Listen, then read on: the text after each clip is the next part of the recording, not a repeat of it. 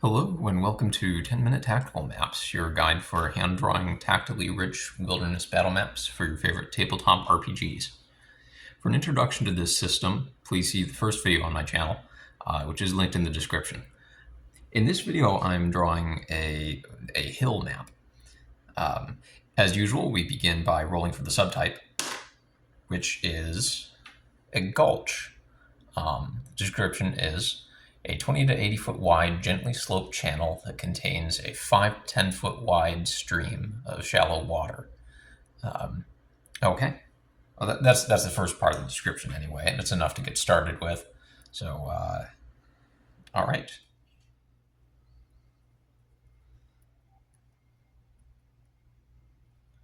These are not going to, the sides of this are not a cliff, so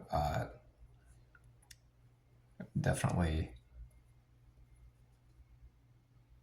so I'm using a dashed line here instead of a solid line.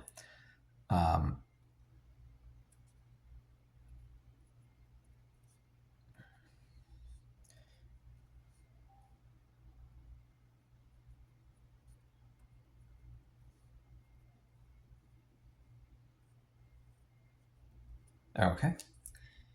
And let's start this out narrow and make it widen up as it goes on.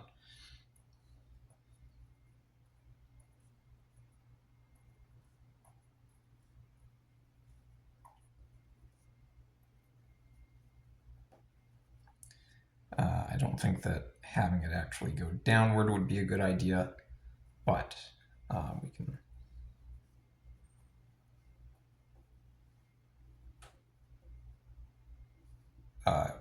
have it go predominantly sideways rather than upward. Okay, and just about finished.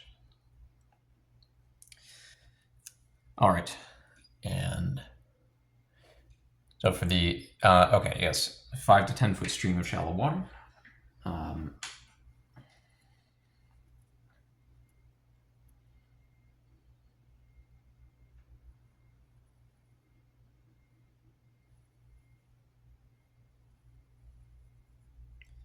I've noticed sometimes in the past when I've drawn these, I've been a bit too trigger happy with putting in these large meanders so that it swings back and forth very tightly, and most streams in my experience just don't do that. They'll bend maybe every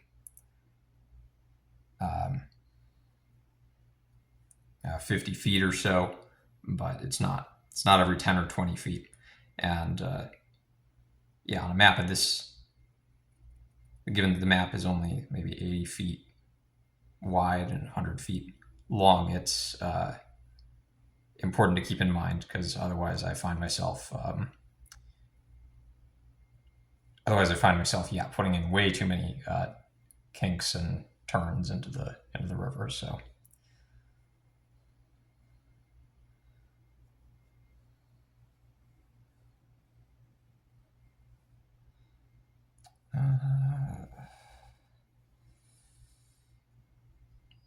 okay. All right, those are the. All right, now we've got some. Moving on to the next part of the description. Each wall of the valley is composed of a moderate or steep slope that is 10 to 30 feet tall. Each wall has 1d4 minus 2 ledges that are 3 to 5 feet deep. Well, let's roll for the ledges on this side. All right, so none, and well, this also says none, but I'll include at least one for the sake of illustration. All right, 3 to 5 feet deep. So we're talking about basically just one square of depth here, one hex row of depth.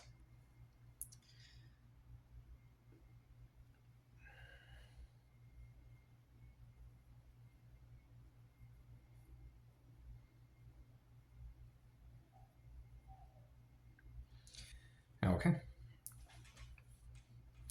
And so this slope faces that way. This slope faces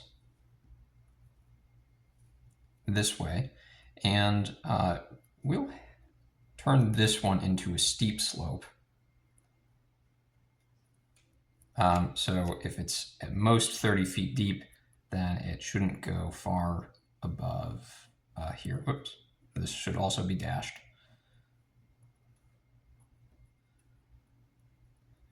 Now, remember there is some leeway with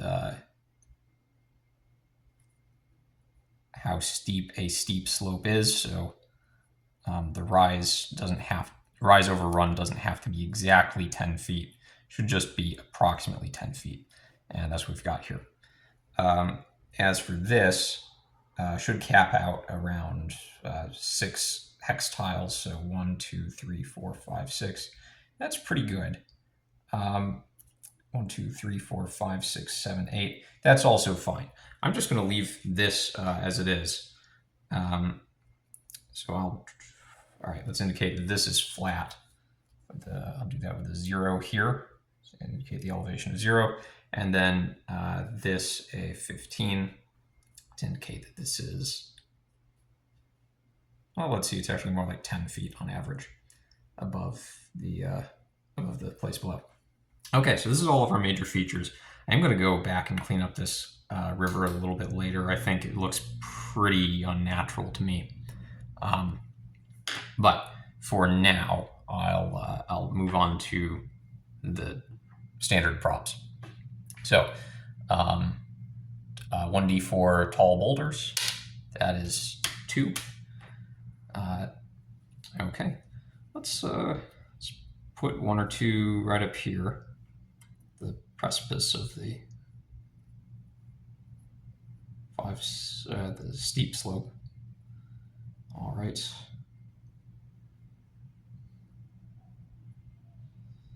I don't think I got this number of sides right there, which explains why this looks a little bit strange, but I'll get the next one.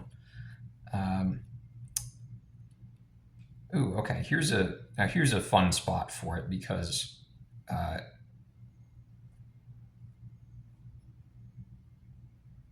somebody can gain protection from this boulder by staying behind or downhill of this flat part here. Anyway, so 1 of the faces, 2 of the faces, 3 of the faces. All right, that's quite a bit better. Now onto the short loose boulders. 1d4 plus 1, that is just 2. So here we go.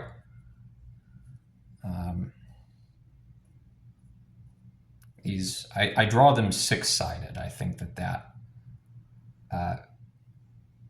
makes it easy to draw the 2 faces on there while making them look kind of like an S, still like an S shape. Okay, and then another, how about right here? 1, 2, 3, 4, 5, 6. That's a little big. That side right there is a bit big. But if we change the orientation of it, it still works out fine. Okay. All right, onto the random props. So I've got the D20 here, which determines which random prop, which kind of random prop we're drawing. All right, a 10. That is briar patch, or some number of briar patches. 1d4 plus 2, so 5 total. Ooh, I think the space up here would be good for some patches. Let's see, is this okay? Mahogany, good.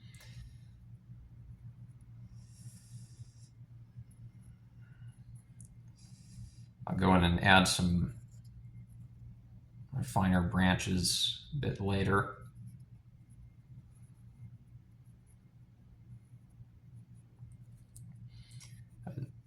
My main goal here is just to kind of outline where these features are. And of course, it'd be playable just like this. As I've said in other videos when I say 10-minute tactical maps, it's 10 minutes to get it functional, not 10 minutes to get it beautiful. How many were we drawing? 5 total. Okay. Yeah, so we have a kind of a corner up here walled off by the bushes. I think that could make for like a nice retreat spot, maybe a nice sniping spot.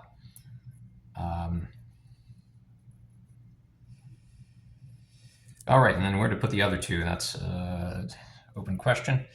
I'm not sure how good of a fit they'd be on a slope. This is only a moderate slope, so I guess it could work. Yeah. All right, and I'm going to try to speed up here because I think I'm coming close to the 10-minute mark, if not having passed it already. And then the fifth one, we'll have that loosely. We'll have that slightly disconnected. I think they're more interesting when they're connected on average, but if like you only put the props, if you only put the briar bushes in connected patches, then the set of maps that you draw as a whole will be less interesting, even though each map on its own seems more interesting. Okay, so random prop number 2 is 13. Hey, okay, outcrops. I like these. 1d4 of them, so 3. Let's get the let's get gray for this. Now we could use an outcrop to kind of explain maybe the motion of the river a bit. I don't want to overthink this. Yeah, definitely don't want to overthink it. So we'll just draw one here and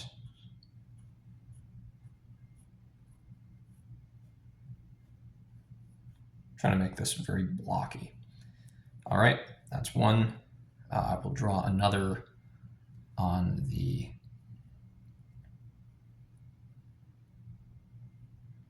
I'll draw another on this slope here. So it acts kind of like an extra ledge.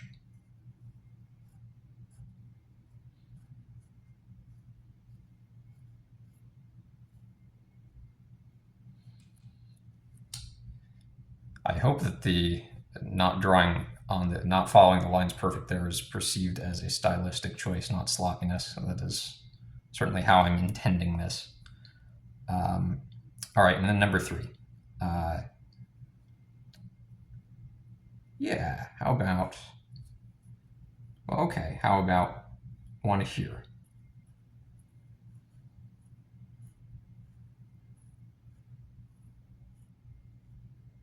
Oh, I meant to draw that down.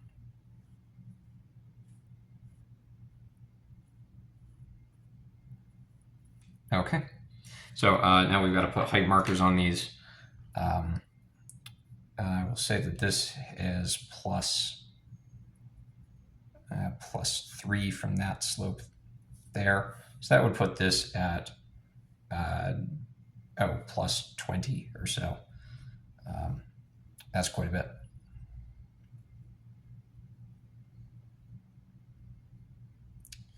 All right, and then this one we'll say make this one short, relatively short, plus 8, and then this one a good plus 15.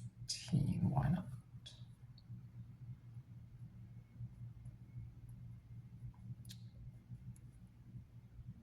Drat. I meant that to be a plus 7 because if you, in some systems you double the height. Sorry, in some systems when you climb, it takes twice as much movement as it would to run, and so you can get up 7. Whatever, you can climb up 7 feet with 15 feet of movement. You can't climb up 8 feet with 15 feet of movement. And in a grid that's composed of 5 foot squares, that extra foot matters a lot. So crossing thresholds of 5 matters a lot. All right, well, that is functionally complete. I'm going to pretty this up a bit and get back to you. All right, welcome back. I've colorized the map, as you see, and I've also cleaned up a few things and corrected some mistakes from last time. So for one thing, I've added the depth indicator to the water. That's very important. Let's see. I had made a mistake with the outline for the ledge here. It's a gradual change of slope, so it's supposed to be dashed. And I cleaned up both with the stream and the ledge here, the edges, because one of the most important things, in my opinion, for making these maps interpretable in terms of gameplay is to make it clear whether a given feature is covering all of a space, or half of a space, or none of a space.